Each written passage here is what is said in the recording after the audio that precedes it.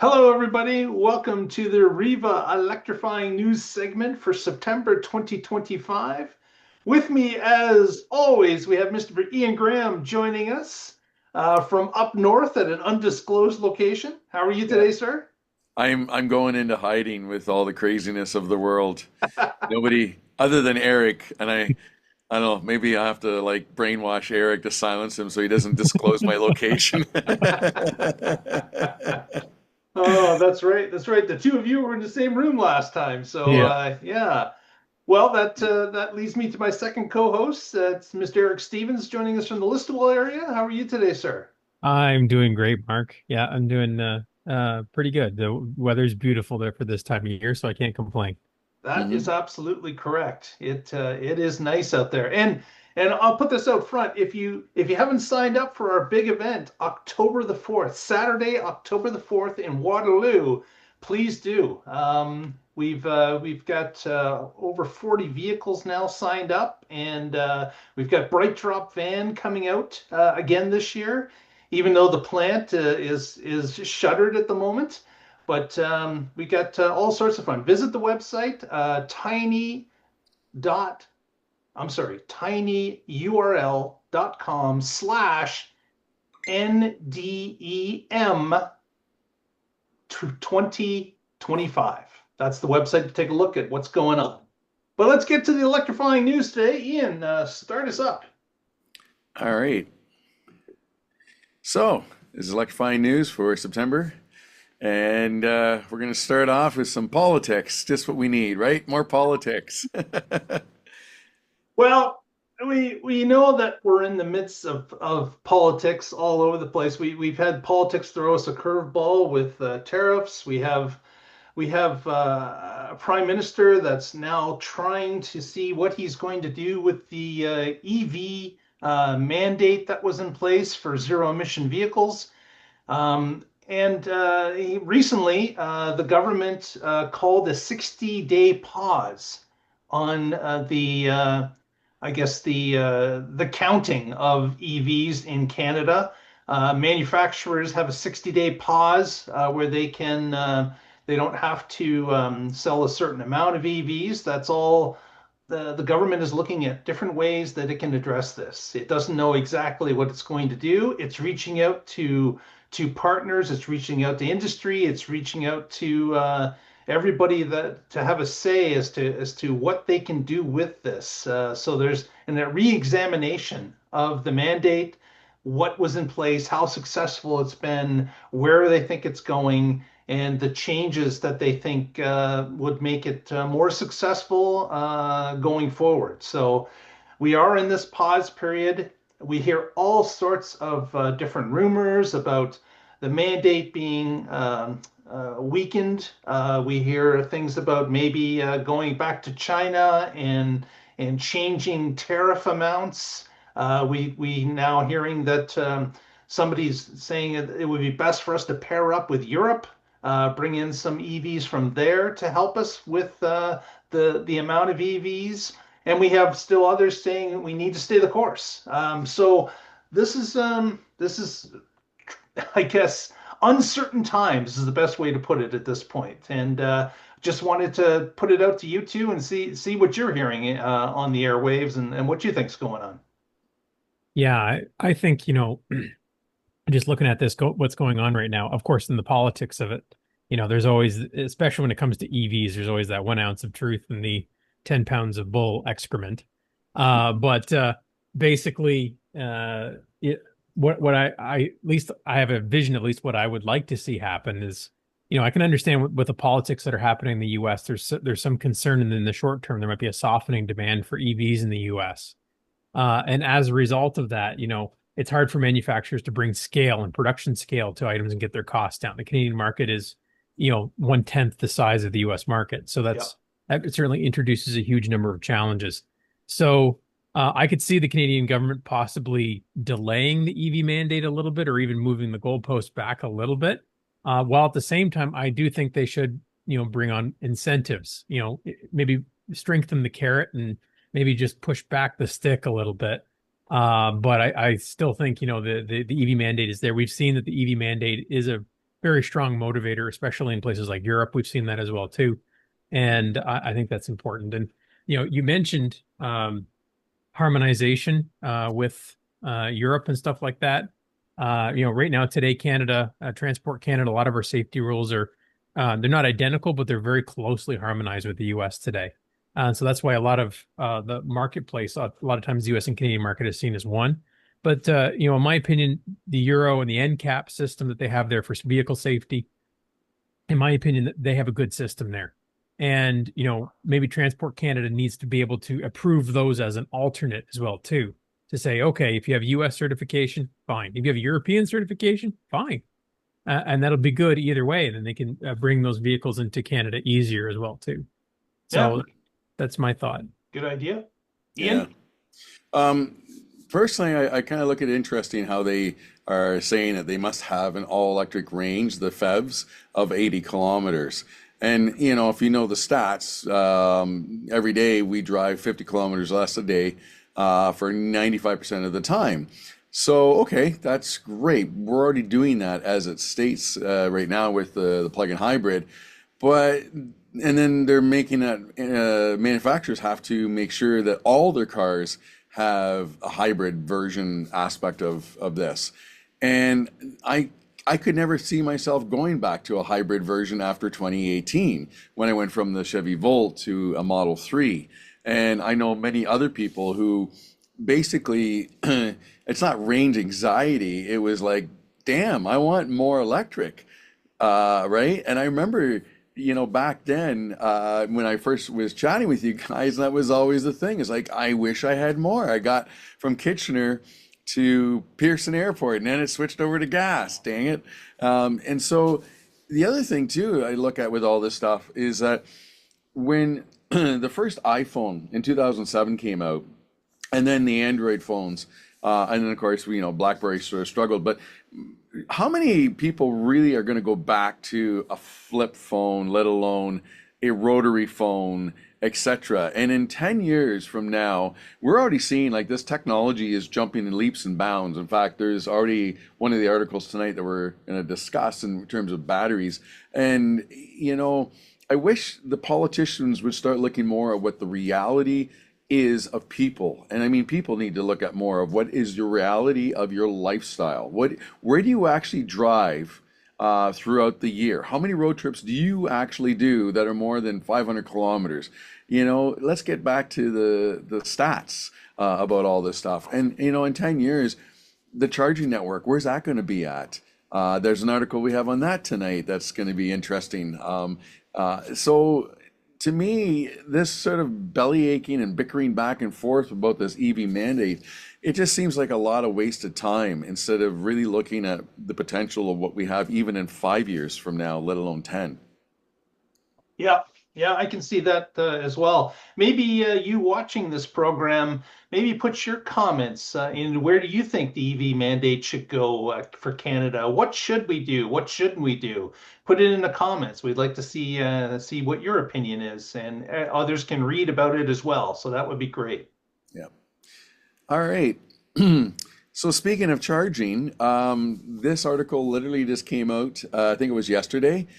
And basically, I find it interesting how, like, this is California, which to me, you're part of the United States, but man, they're kind of like really jumping forth with doing their thing, and just basically implementing so much more in terms of electric vehicles, solar, etc. But I really thought this was really interesting. How many cars, when we go to any, especially downtown city core, and think about all the parking garages where you have all these batteries sitting in the city and cars parked, if it was more electric this way, where if you needed more peak power, this could then help implement this part of it into the grid, because you've got cars full of this type of this energy that could help out with all this type of thing. And this has never been done. It's a company out of Brooklyn that is doing this. It's all curbside. I could see this eventually going into parking garages as well. And also, it's kind of interesting is that the cable is unique in that it's being developed at the University of Delaware to give you the bi-directional, you're charging your car or you're contributing to the grid. And this again to me, when we're looking back just quickly on the EV mandate, it's like, well, this is where I argue that, people need to realize electric cars don't take the grid down like we hear that all the time. We're integrating with the grid. And this is a great article for an argument about people who say like the grid's going to go down. It's like, no, no, no, we contribute to this. And here is proof now California is doing this. Yeah, this is an interesting model there, Ian. And I just thinking off the top of my head of some potential business stuff. You could have people, because you just mentioned earlier, the average person drives 50 kilometers a day. And if you get into a situation, a lot of EVs in the market today typically have between 400 to even 600 kilometers of range today. So Hmm. you could have situations today where people, fully charge their car at home or overnight, and then they might go into town, park in these parking garages, and they may even get paid to plug in their vehicle here and actually contribute back to the grid now. So now they're not actually charging, now they're actually contributing to the grid and helping for grid stability. Hmm. So that could be an interesting business model for some people. Yep. Yeah, I think the Wild West of vehicle to grid is just upon us. I think there's a lot of stuff that's going to change. I remember recently watching a Jeff Don video from the EV Society about batteries and vehicle to grid and how our cars are really the largest stationary batteries on wheels that are out there. So they can certainly allow cycles for it to dispense energy to the grid, not hurt the battery at all in its health, and be able to set minimums where you need it to be at so you can get back to your normal daily routine or get to your next stop or your next port of call.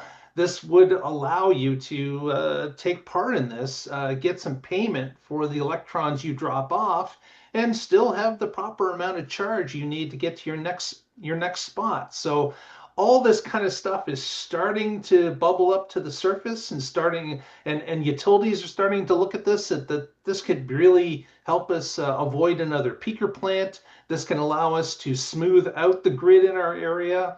And there are many different groups that are starting to work on this, and it's exciting to see the beginning of it. And hopefully, we won't be too long before this type of thing will be offered around our region. Mhm. Yep. Exactly. So interesting article that just came out, and we definitely have to keep a follow up on it. All right. There's a couple articles that we have associated. They're the same on here. We'll let Eric explain on this. Yeah, so PowerCo is the joint venture company that basically Volkswagen is the main partner in this, and Volkswagen is basically building a plant in St. Thomas, Ontario, is one of their main facilities. PowerCo is going to have three of these battery factories globally, but they're actually starting in St. Thomas, and they have they've broken ground there basically now. They've signed contracts. They're hiring people like crazy right now.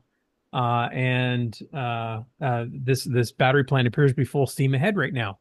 And piggybacking on the back of this is Scout Motors, which is a new brand that's also being started by Volkswagen, has announced that they're going to be using batteries that are produced at the PowerCo facility in St. Thomas. Hmm. So I thought that this was a good little opportunity there.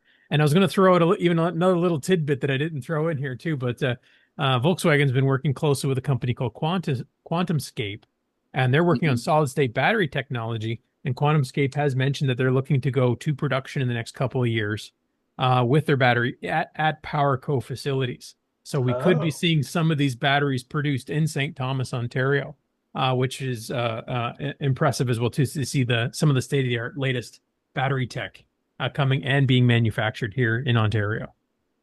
Mhm. Very good, very good. What I'm impressed with is that PowerCo has started to move forward. Ground's been broken. They've hired people.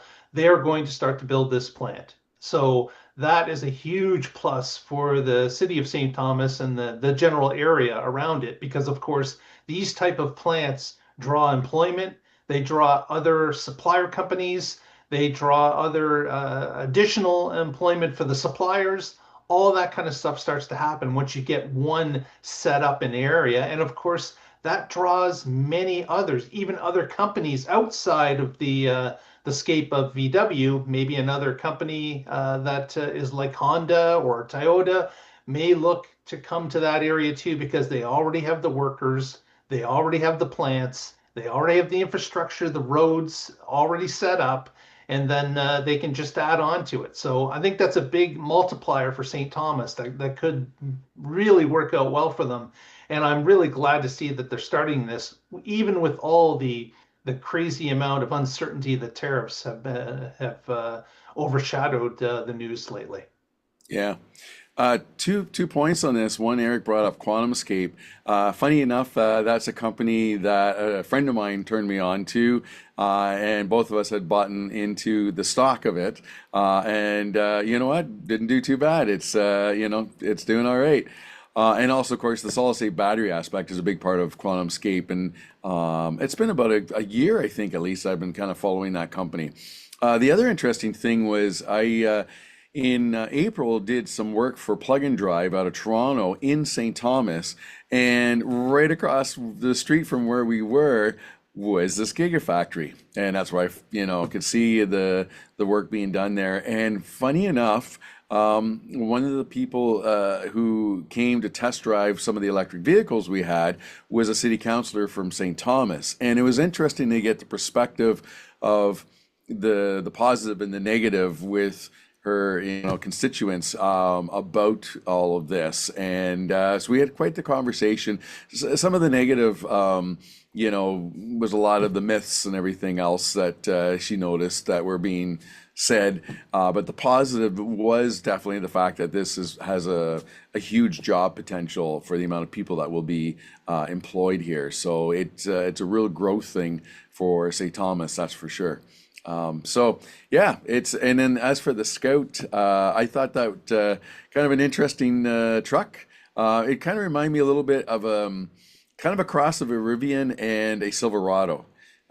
Just with the front end of it, reminds me a little bit of some of the Rivian, a little different but similar. And then the body shape remind me a little bit of a kind of a Silverado to a point as well. But it's great to see. It's just more options for especially guys who are into trucks that we can get them that stuff.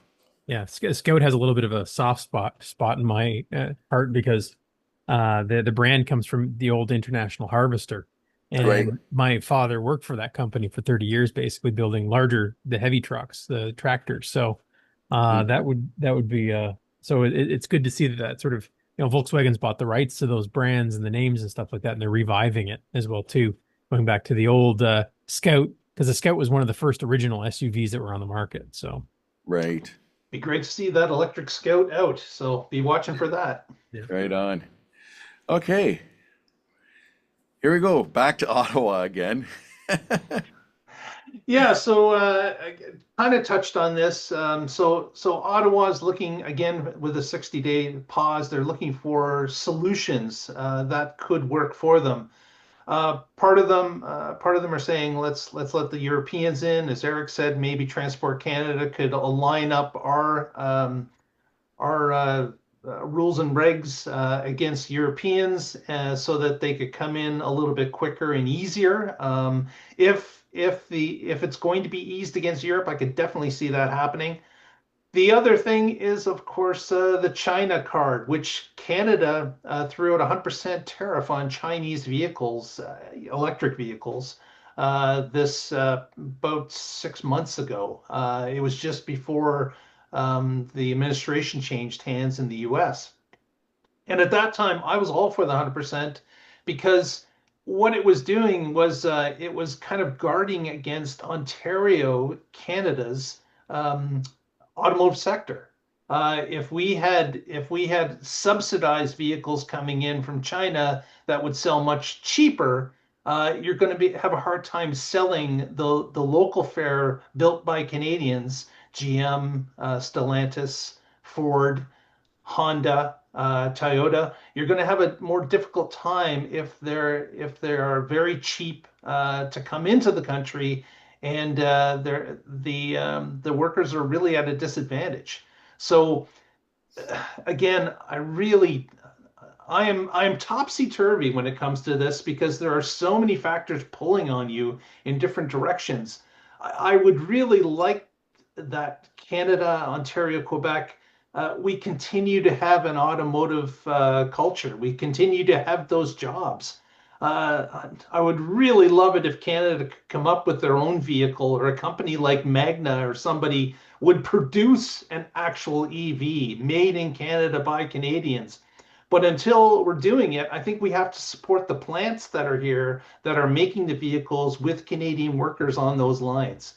So again, it's really a mixed bag at this point, but I'm squarely behind the workers that currently have jobs in the automotive sector, and I would like to see those jobs remain here along with the suppliers that supply those manufacturers. Yeah, I agree with you, Mark. I think the strategy that we have today and the tariff strategy, the 100% tariff is basically telling Chinese cars we're not going to let you in. It's basically a barrier to entry. Um, what I think should happen is, and I've mentioned this on previous shows as well too, is that we should have a tariff strategy similar to what the European Union has done. So they do tariff Chinese EVs. The level of tariff is based off of Chinese state ownership. So different companies actually have different tariff levels depending on how much subsidy they've received from the Chinese government and how much ownership they have from the Chinese government. And that way, Chinese cars have gone into the European marketplace, but they are a little more competitive as well too. So the natural European, so you still get that competitive marketplace, but they're not being dumped on the market. It sort of kind of prevents the dumping of market as well too, because that's what's even in China right now. There's kind of a race to the bottom happening there, where Chinese companies are cutting prices to try to sell things because there's so many EV manufacturers trying to rise up.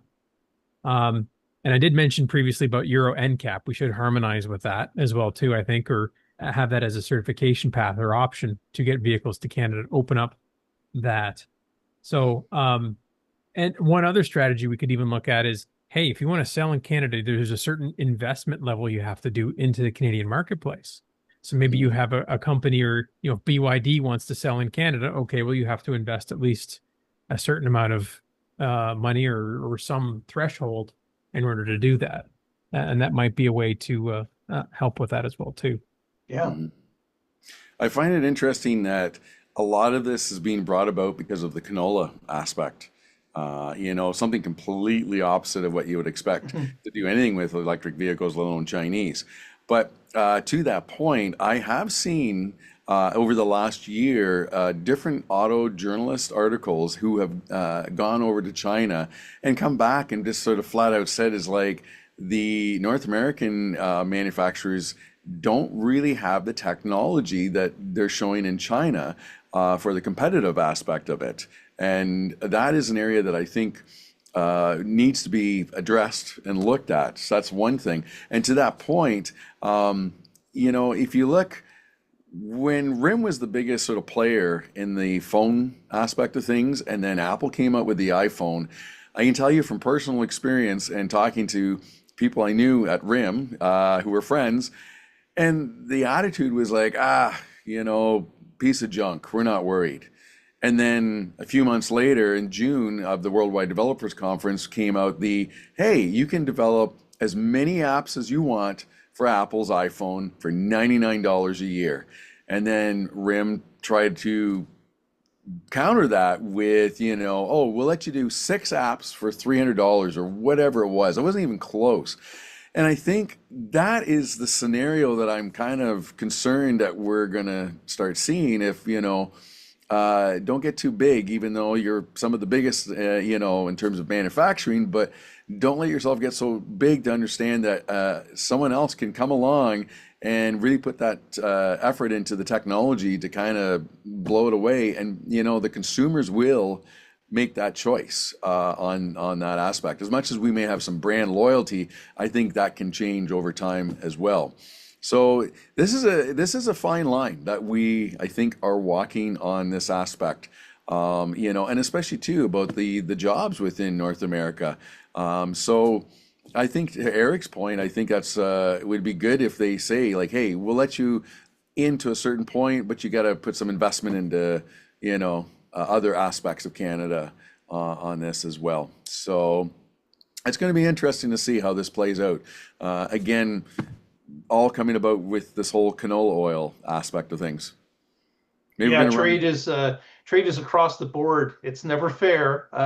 If they somebody has a bargaining chip in trade, they're going to play them all together. So Mhm. that's how we get involved with farming and EVs. Yeah. Well, I did run a ban on vegetable oil. I don't think I'd want to do that anymore, and I'd probably go for the Chinese EVs. And to your point there, Ian, like Farley, who's the CEO of Ford, I mean, he was driving a Show Me Yeah. EV for a long time and he absolutely loved it. And he was, you know, he used that as a basis to challenge his workforce to say, hey, this is where we need to go. We need to improve and learn Mhm. from this. So Yeah. And that's the part too. Now you brought it up, I remember that as well. And he's admits, he was pretty impressed with that stuff. Mhm. So, all right.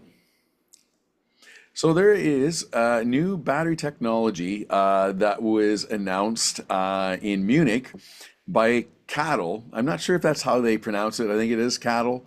It's a Chinese battery manufacturer who one of the biggest, doing some amazing work on batteries. And this, it's not just one battery. It's actually interesting. It's two batteries. One that they call the super long life and long battery range battery, and then the super fast charging battery. And when you look at the kilowatt difference in their pack, you're talking like 12 kilowatts difference. So it's not a huge difference to me with this aspect of things. But I could see where someone be a salesperson who's always on the road will want the super fast charging battery, and someone who more or less stays closer to home and everything and just wants to keep the car as long as possible will use the other. Um, but the big thing about with this article is again, and this is where I'm sort of saying this EV mandate that we're getting into politics and arguing about. If we're doing this technology now and they're showing this and they can make it into mass production, this is now. This is not in 10 years from now, let alone five. Well, it's again, do you want that super amazing smartphone or do you want to stick with the rotary phone on this aspect? And Cattle, again, this is not a company that is just, starting up. They've been around for a while and they've done some amazing technology. Yeah, CATL is the largest battery manufacturer in the world now. Yeah. They're a company that got their LFP technology originally from A123 Systems out of the US. Uh, that came out of MIT basically. But that's kind of where LFP was born. And CATL has taken it and has run with it because it's one of those situations where that was an opportunity squandered, where this technology was developed and created in the United States, but then wasn't properly the strategic importance of this technology wasn't well understood, and the Chinese understood it, took it, and ran with it. And CATL has definitely taken that technology and has grown immensely with it. And now they have LFP batteries that you can see here, which are now actually quite impressive. And now they're coming out with also as a previous story we mentioned, they're also coming out with sodium ion batteries as well too, which Hmm. are even more cost effective, not quite as energy dense, but still has massive implications and applications for that as well too. So the technology is evolving, and CATL is playing a leading role in that. Another thing I'll mention is that as companies get to better, cheaper, faster batteries, there is going to become a point, and it's not in the far future, it's in the next few years, where cost parity is coming between ICE vehicles and battery electric vehicles. And once the battery electric vehicles dip below the price of an ICE vehicle, it's over for ICE. They will be fighting a losing battle because there will be many cars on the market that are cheaper than them and get the benefits of EV along with them. So you'll have a bunch of new people that will switch just basically on the price, and they'll be happy to do so. And then that's going to be something I predict will be happening within the next 2 or 3 years. Yeah. I can see that happening as well. And it's why do you want to keep doing oil changes? Why do you want to keep visiting a gas station when you can plug in and charge at home? And all this, there's all these other benefits which we've been, all of us Yeah. have been touting for so long, And and now now you it's get, cheaper to and now, buy. yeah, now the price is what Yeah. it is. So yeah, yeah. All right. And our last article tonight is making me want to drive to the Northwest Territories. I mean, I've already gone Mexico. Why not go north and, you know, visit up there for the snow and everything else, and big moose and elk and all that. Yeah, I thought this was an interesting story where, you know, in Northwest Territories has announced that they've completed building an electric vehicle corridor that takes them from Alberta all the way to Yellowknife. And, this piggybacks on the Yukon as well, too, where the Yukon has also built an electric vehicle corridor that takes you from British Columbia up to, Whitehorse and Dawson City and stuff like that as well, too. And it's interesting to see how many, given the proportion of the population, EVs are actually becoming quite popular in the north. Hmm. And, it's one of those old adages where, how is an EV going to work in the cold and stuff like that? Well, here we are in the northern territories and people are doing it and they're driving and they're making it happen. And here the government's making the investments into the future so that, people can use these vehicles for that. So, I mean, to me, this is fantastic. And, there's always those naysayers out there saying, how can I drive to here to here? Well, here you go. Now you can drive all the way to Yellowknife if you want. So, Yeah, it's something that, well, look at Norway, another Arctic type nation.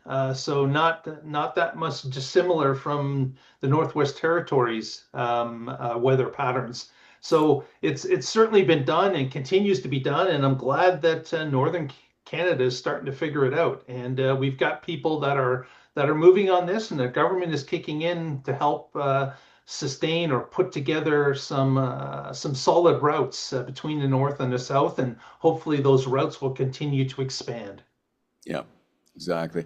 One thing I find that's going to be interesting with all this charging infrastructure, though, if the battery technology is going to get that much better and allow to be charged that much faster, then the charging network also will have to update in terms of what it can put out. Because if you're going to have a car that can charge really fast, and you're stuck then with this aspect of charging that, is level two instead of level three, if you want to say, then that's going to be interesting how that's going to work out. But that being said, and to Eric's point about the, of all places, the Northwest Territories, from what I understand, British Columbia and Quebec are sort of the biggest per capita in terms of electric vehicles. Number three is actually Yukon.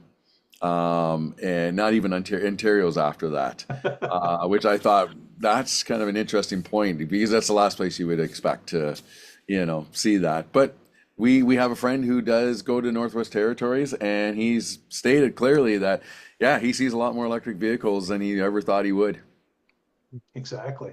and hopefully this opens up the path to the north. And to your Mhm. point there, Ian, yeah, bringing faster charging requires, there's potentially grid limitations and stuff like that. But we're seeing solutions there too, where now you're getting battery storage systems that are tied to these, Mhm. where basically they can trickle or they can quote unquote kind of trickle charge these at like 50 kilowatt.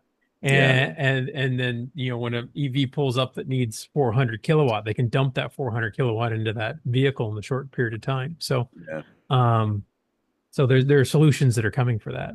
Yeah. All right. So there's our podcast for tonight, Very September good. Very good. 2025. Maybe we'll move to some quick shout outs. Ian, any shout outs from you Uh, tonight? a shout out to wildlife and nature, seeing the otters, beaver by the dock, and then yesterday a ruffled grouse, which I got told is actually very tasty. Unfortunately, I didn't catch them.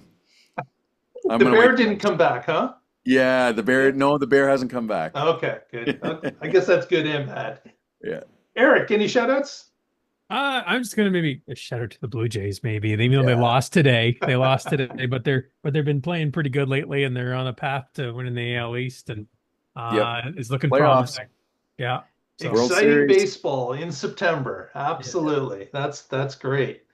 Well, thanks everyone for joining us. And if you haven't already, please give us a thumbs up on the video. Press that subscribe. You'll be notified anytime we add a new video to the channel. And we look forward to seeing you at the upcoming October 4th event in Waterloo. But we will see you next time and find out what's happening in Electrify News. Have a good night. Bye bye.